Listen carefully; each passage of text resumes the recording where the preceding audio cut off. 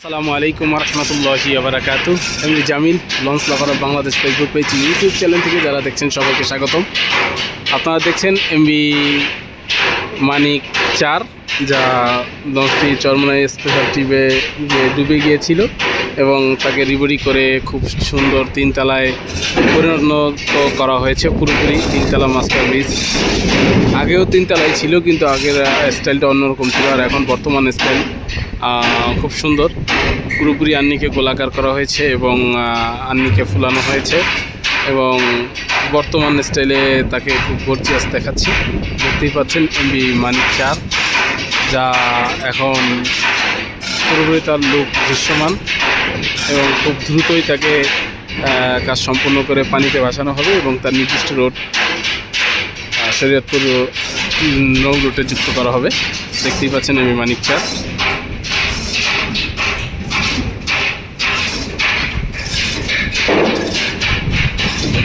আগের লঞ্চটি 1 ইঞ্জিল বিশিষ্ট ছিল, এখন ওই 1 ইঞ্জিল বিশিষ্টই থাকবে। শুধু তার বাহ্যিক লুকে কিছুটা পরিবর্তন এসেছে।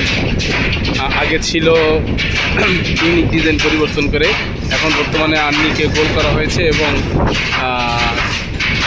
কিছুটা সামনের অংশ বৃদ্ধি করা হয়েছে। দেখতেই পাচ্ছেন এমবি মানিক 4।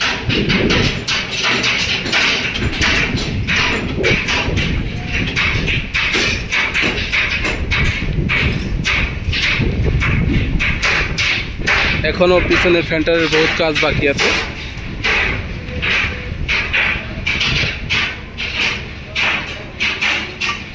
ফ্যান্টারে ব্যাপক কাজ বাকি আছে পিছনে,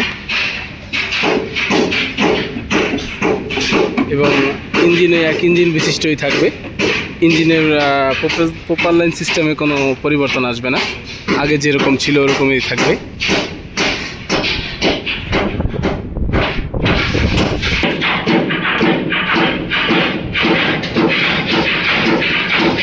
ইঞ্জিন বিশিষ্ট নৌযানটি প্রপার লাইন সিস্টেমে 1 ইঞ্জিন বিশিষ্টই থাকবে আগের মতোই, প্রপার লাইন সিস্টেমে কোনো পরিবর্তন আসবে না। এছাড়া নৌযানটিতে ব্যাপক পরিবর্তন আসতেছে। আর্নি গোল করা হয়েছে এবং পিছনের সাইডকে আরও বড় করা হয়েছে, দেখতেই পাচ্ছেন। এবং ক্ষতিগ্রস্ত প্লেট অপসারণ করে ফ্যান্টারকে সাইডে বৃদ্ধি করা হয়েছে আরও আগের থেকেই। তো এই ছিল ভিডিও।